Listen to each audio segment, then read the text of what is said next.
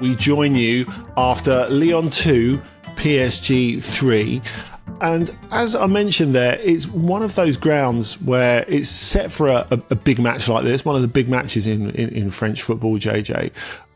PSG have a lot of success at Parc OL, as it was originally called when they moved in, before it got all branded and all the rest of it, since Lyon have moved there in 2016. But this was a game that, despite the many injuries on either side, was kind of worthy of its traditional status in the calendar. Yeah, absolutely. I think that's a very fair analysis of it. I think you look at the makeup of the attendance, a lot of very big names there, not an empty seat in the house, at least not until later on in the game. And I think given the concerns before the match of how many key players were injured and missing, it actually lived up to the billing and a little bit more so. It was a fantastic advert for Ligue.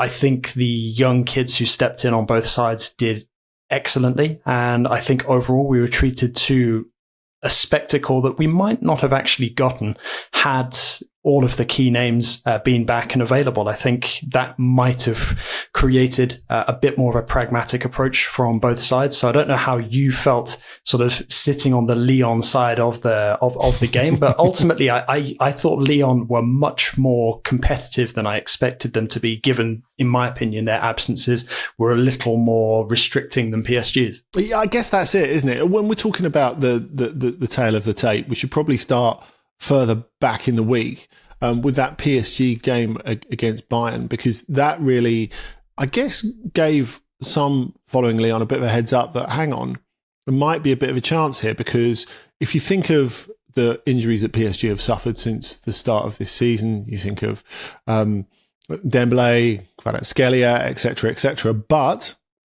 the two that are really not replaceable are Achraf Hakimi and Nuno Mendes. And they're both out of this game. And this has, missing the two best fullbacks in world football is going to have an enormous influence on that. We can talk a little bit about what that means for PSG going forward in a while. But then, as the week gets further on and you realise Lyon, who've already got quite a small squad, have a few absences of their own, that Corentin Tolisso, their key player, is not fit to start. They bring him on at the end because Paulo Fonseca doesn't want to risk him for the whole game. That sort of reduces the even a little bit. But as you say, there was a real tension, a sense of which way will it go, right up until that João Neves goal right at the end, when you talked about there not being any empty seats until a bit later. I'm assuming you mean the 95th minute, when João Neves headed that quite unexpected winner. Yeah, absolutely. But then I think a lot of the fans had also started to swarm towards the side of the pitch at that point to protest against the second booking that Tagliafico got, which resulted in him being sent off minutes before PSG nabbed that all-important third goal. What did you make of that? Good question. I might be in the minority, certainly in this podcast, but I think both yellow cards were deserved. I could justify both of them. I think Tagliafico was extremely silly and naive, especially for a player who's so experienced. I think a shirt tug in that kind of game, you should expect to get booked. And when your elbow is that high up on somebody like Lee, who is at a physical disadvantage against most players on the pitch, I think that both were very justifiable. And there was a similar controversy as well earlier in the game, because let's throw it back to PSG going back ahead 2-1 through Kvaratskhelia. You have Tanner Tessman getting dispossessed on the edge of the box. There was a bit of a dispute as to whether that should have been a foul or not. I think a lot of people in France, certainly I was watching the game on the French broadcast, were up in arms that it wasn't brought back and the goal chalked off. But for me, I also felt that it wasn't a foul on Tessman. And I thought, if anything, the way that he went to ground reasonably theatrically sort of, I think, influenced many people into thinking it was more of a foul than it actually was. But I'm keen to get your view on that as well. Yeah, I think the Tagliafico one's interesting. I think regardless of whether you think they're bookings, I would agree with you. I think they're both bookings. I think the way that he plays the game, it can hardly be moaning. If he was, say, sent off for a cumulative amount of fouls, I think that's fair enough. That's just if you play the game on the very borders of legality, like he does, every so often you're bound to fall over that line. I think it's that simple. For the second goal for PSG, the Kvaratskhelia goal that put them back in front, I think is a clear foul. I know Vitinha's bigger than him, but he puts his knee into the back of him. It's a clear challenge from behind. He goes through him to win the ball. But funnily enough, I don't think it necessarily changes the course of the game, because at that point, obviously, Lyon have come back from the Zaire Emery goal. Afonso Moreira, who we'll talk about in a little bit, he equalises.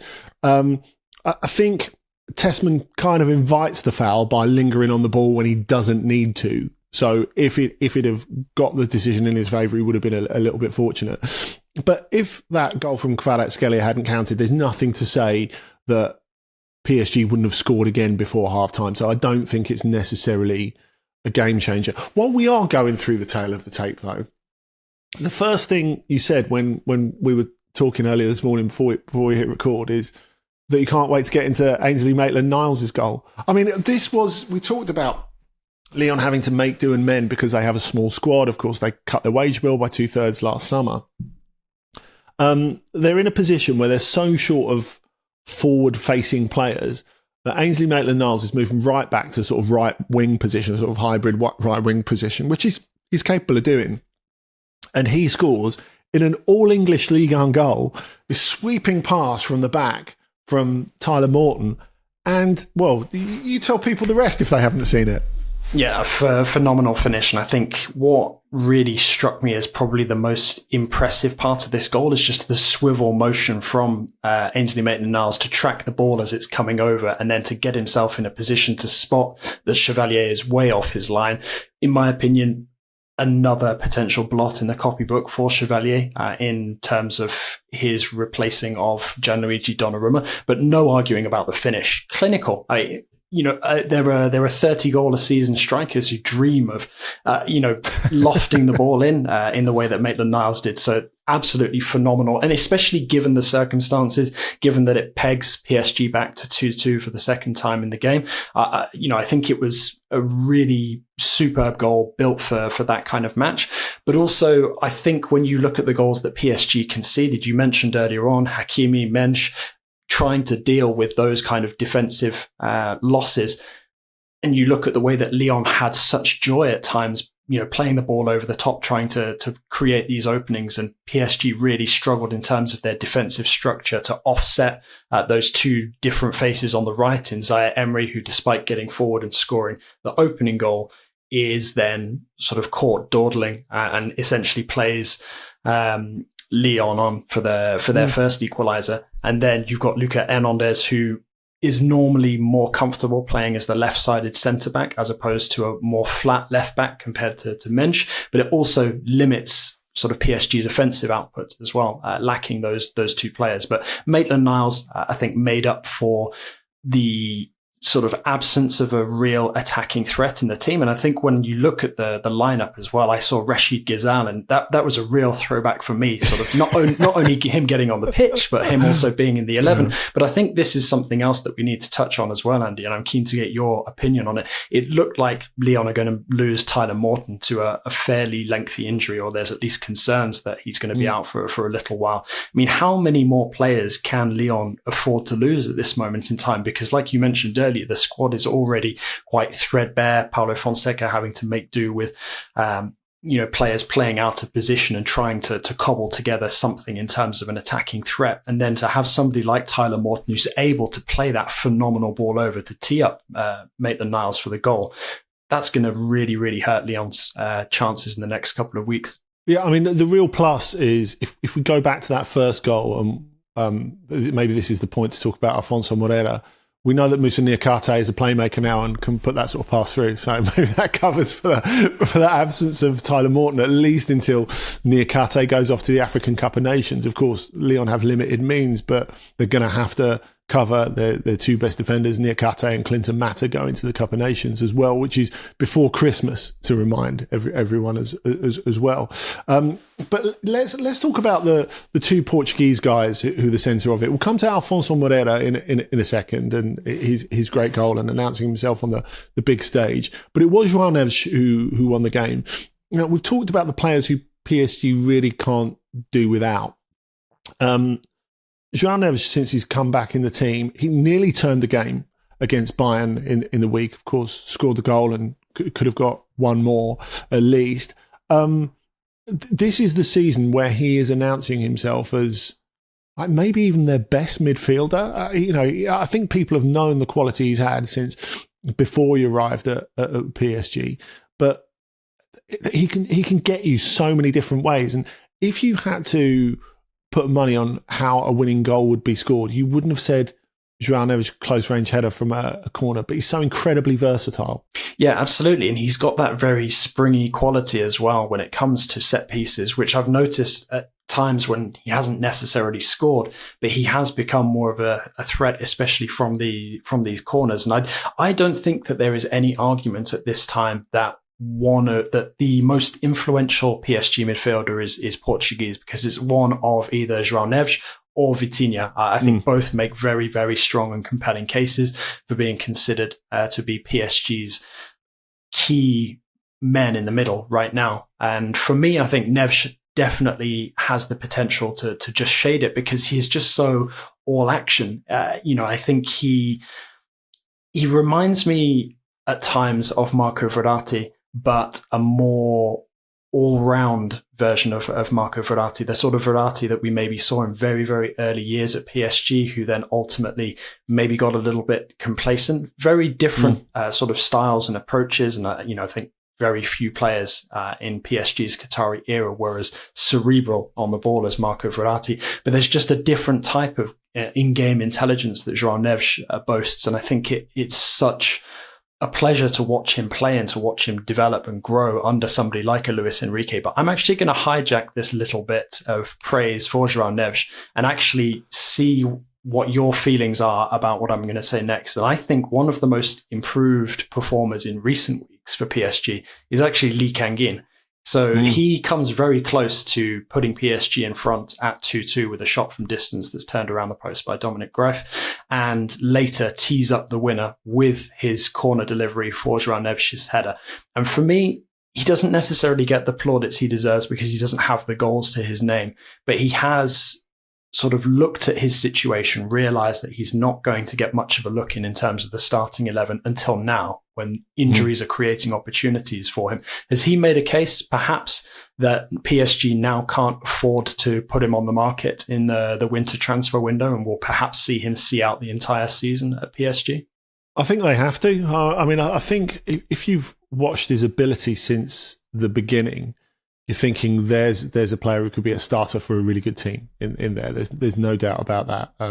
You showed that from Valencia onwards. But what I think is interesting is with the ability to start games, he steps up to the mark. And I guess the biggest problem for him in medium long term at PSG is not that they're the same player or anything, but I guess he's in biggest competition with Désiré Doué, because I think people look at Kang-in Lee and think he is someone who could play as a right-sided forward or a left-sided forward or as part of the midfield three.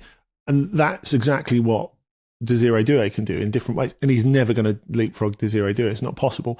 But in terms of what he was able to do yesterday, he essentially earned the red card for Tagliafico, didn't he? Which kind of changed the game as Lyon were reorganising. Maybe that's why they didn't get things straight and managed to deal with that corner better from which João Neves scored.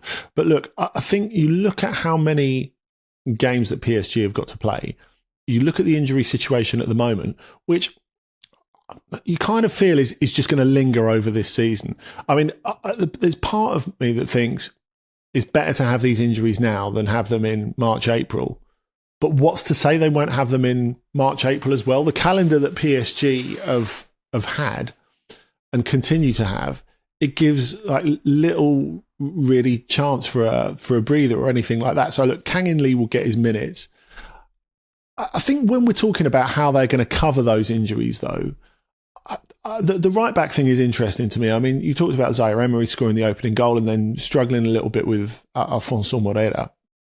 I think the way that Luis Enrique frames having a reserve right back is quite interesting, because he kind of sells it like if you've got Achraf Hakimi, it's kind of like having Harry Kane up front. You know, the guy who backs him up is never going to play any games. So the idea seems to be from from Luis Enrique, there is no way of effectively replacing Achraf Hakimi, so we're not even going to try. I mean, to me, that feels like quite flawed logic, and it wouldn't kill them to go out and get a right back in the transfer window, especially whether Hakimi's still injured or he does make it to go and play with Morocco at the African Cup of Nations. I think they need to do something about it, because you were talking about it before, even with the left-hand side, Mensch and Lucas Hernandez couldn't be more different players, but at least it's a replacement, even if it's not a like-for-like replacement. But I think as well, there is an argument to say that Warren Zaïre-Emery has started to pick up in form, whether he's played in midfield, whether he's played at right back as a makeshift replacement for Hakimi. And also I think as well, in terms of looking at how PSG have potentially dealt with the absence of Hakimi in the past, they did have a more natural fit a while ago in Nordi Mukiele, and Mukiele didn't get the minutes that he required to keep him happy in Paris, because Hakimi was played pretty much in every game that he was available. Now, I think we're making a lot out of PSG's absences and how difficult their fixture list is going to be while they're having to contend with multiple players being unavailable. But I think there is now a really serious discussion to be had about whether or not Lyon can maintain the early season form that they've had based on some of the players that they're going to be missing. Because throw it back to a couple of months ago when I was on the pod and we were talking about Lyon's phenomenal start to the season and then that tailed off. Is this stuttering form at times across both domestic and European competition just the natural byproduct really of Lyon's situation under Paulo Fonseca right now, where he's only on the touchline half the time because of his domestic ban, but also he's now having to deal with an undermanned squad, rely heavily on his assistants and the coaching staff around him. Is it natural that Lyon is starting to falter a little bit, or should we expect that with one or two potential returns and, you know, maybe somebody like a Tyler Morton's injury not being as serious as it maybe looked at the time, that maybe Lyon can hope to remain competitive, both in Ligue 1 but also in Europe? I mean, there's a definite question about that, JJ. For me, what they've done in these last weeks is they've missed a trick a little, because, as you say, it was a great start to the season that's sort of waned a little bit.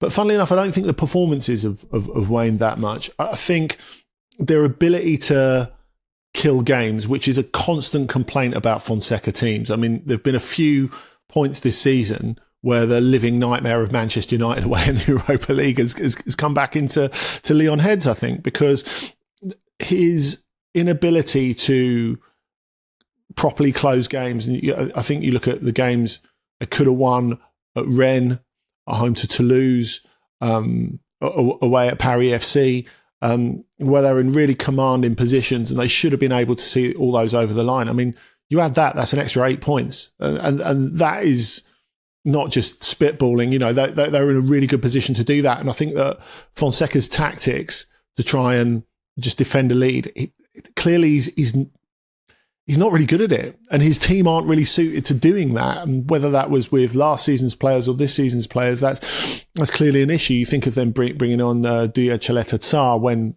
they were 4-2 up or 4-3 up in extra time at Manchester United, and you know, really just retreated until United had chance after chance, really. So I think that's a bit of an issue, because I do think they will get weary as the season goes on. So it is about squirreling as many points as possible now, and then seeing where it goes in the second half of the season, where you would expect them to pass into the latter rounds of the Europa League, for example. So it's not going to get any easier in terms of load management or anything like that. But I think you look at it, and I think on the quality of play so far, I would fancy them to finish in the top six. But given the side of the squad, I'd probably fancy them to finish outside the top six, if that makes sense.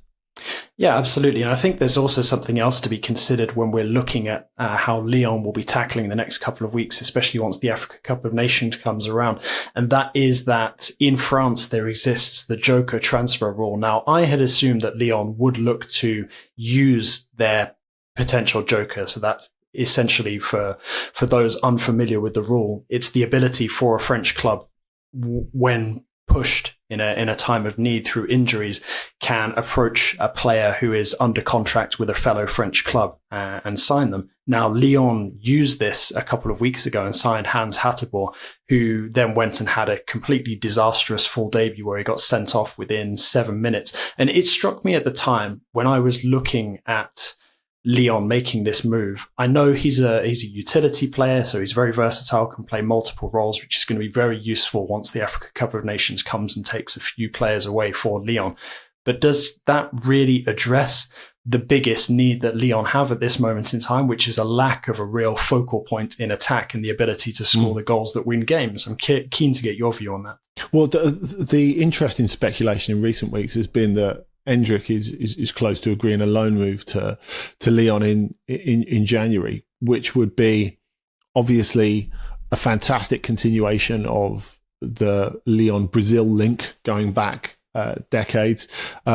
It seems that he's spoken to Paulo Fonseca. I think having a coach who's a Portuguese speaker is a definite plus for him. And of course, Endrick moving towards the World Cup, where he wants to get in the Brazil squad, he's guaranteed games. There's no question about that. He will play every week if he comes to Lyon. So I would fancy them getting a striker, even if it's not Endrick, of some sort who can help them.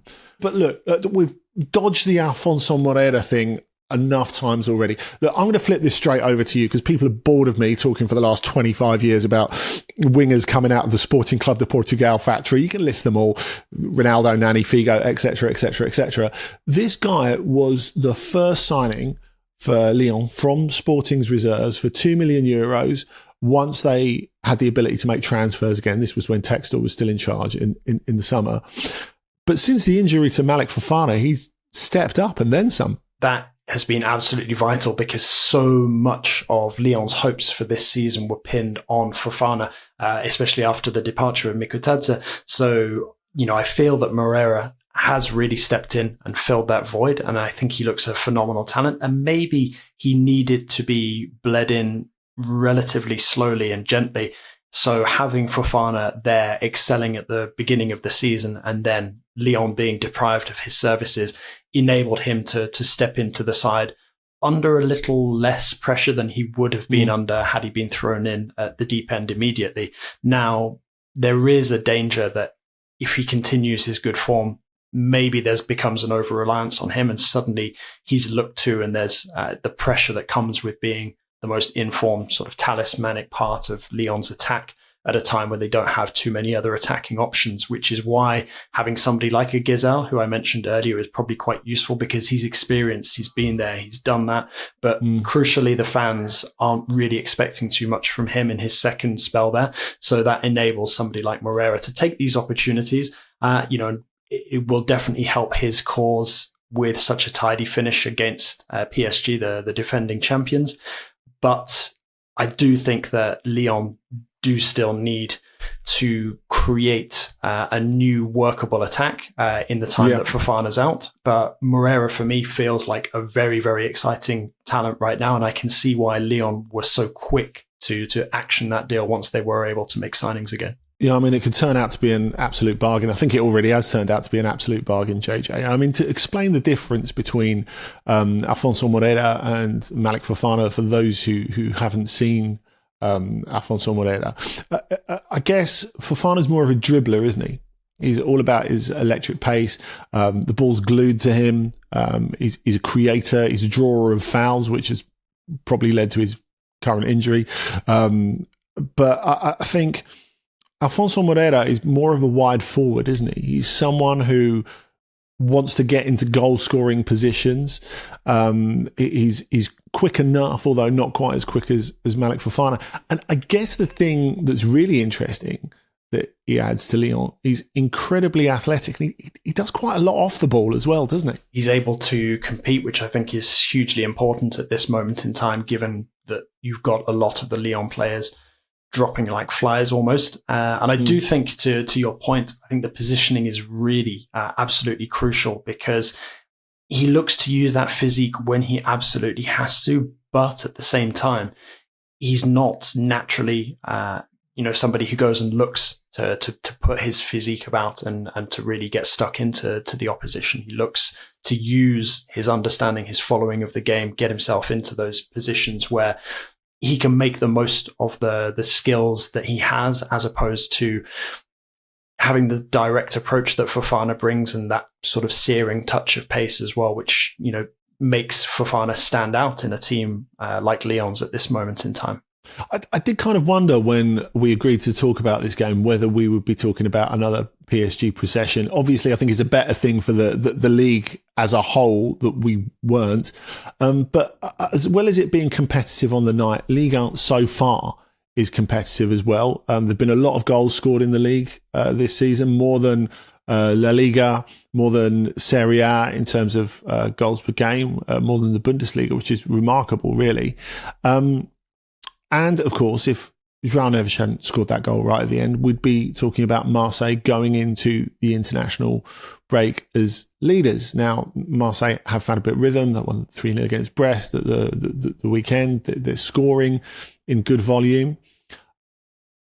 Is this something that's sustainable with the physical difficulties that we talked about that PSG might encounter throughout the season? And of course, they're going to be going deep into the Champions League as well.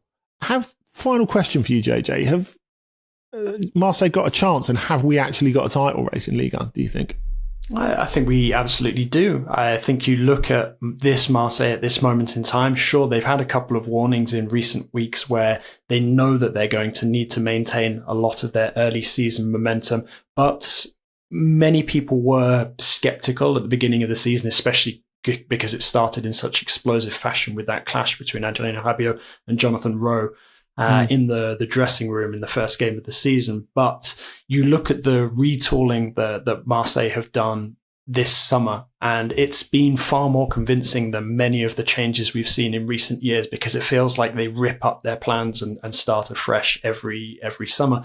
Now, yes. this current iteration of OM, I feel, are far more complete in terms of a potential title challenger. And I think when you ally that with PSG's obvious difficulties coming off of such a successful season where they won everything, but also the physical problems that they've encountered so far because of the overloaded schedule, I definitely think that we do have a title race. And the thing that I'm going to ask you now, flipping it back to you, is do we have the potential to have more than just Marseille challenging PSG for the title? Because you look at the way that Lens are performing at the moment under Pierre Sage as well, and although you would not necessarily expect them to go all the way, they are picking up results and beating some of the teams that you would expect to be in their place, looking to put pressure on the likes of PSG and Marseille at the top of the table. Sage is a terrific coach. There's absolutely no doubt about that. And I still think there will be a point in the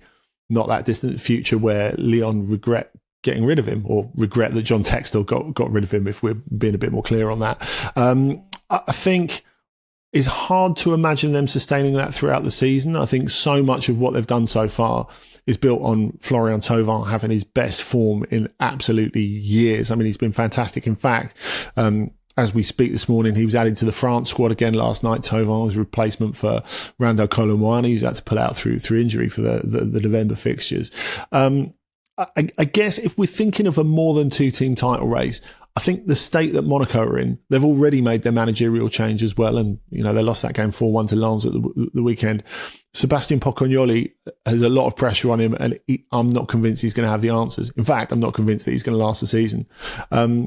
But I guess the thing that makes me think that Marseille could be sustainable this year, JJ, is not just the squad that they've got, but it feels to me that, it always felt as if Roberto De Zerbi and Marseille were the perfect match, because they're both explosive. But actually, De Zerbi has got to the point where he realises, actually, there's a point here where you need to take a deep breath. And so he's kind of backed off from criticising referees quite a lot. He's backed off from losing it in public. Of course, he's still got that in him. There's no doubt about that. And, we saw in the week against Atalanta where he was brandishing his iPad To be fair, there's no shortage of people in French football lining up to take pops at the referees at this moment in time. I think Monaco's Thiago Scoura was the latest over the weekend. Yeah, that is very, very true. You do need your iPad handy. But look, it feels to me that like after a year at Marseille, De Zerbi knows when to take a deep breath, or at least part of the time. Do you feel that as well? Yeah, absolutely. And I think he's realized as well, because some of the comments that he's made in the past have set him up, not necessarily for a fall, but have sort of painted him in a bit of an unpopular way with some of the fans, where he's looked to point out the differences between their bitter rivals PSG and themselves. And I think he's recognized now that with this opportunity that's being presented, if he can finally channel some consistency, which he hasn't always had throughout his managerial career in terms of the performances he's able to get from his teams, there could actually be a real chance of not necessarily winning Ligue, but definitely challenging in a very serious way for some silverware this season. Because let's face it, it's not just all about potentially beating PSG to the Ligue 1 title. Yes, that would be hugely important, but I think even if Marseille were able to, say, win a Coupe de France title this season under De Zerbi, then that's going to be a huge step forward. That is what the Marseille fans are craving, and I think De Zerbi recognises that that's what he wants to deliver to that fan base. But in order to do that, he's going to have to be more pragmatic, less hot-headed. And we've seen him boil over at times. You know, we saw it towards the end of Le Classique when he got sent off against PSG. But he knows that he needs to keep some of those emotions in check if he's to be able to remain sort of the master of Marseille's potential destiny. Because at this moment in time, they're set up very well to take advantage of any potential misstep from PSG in the next couple of weeks.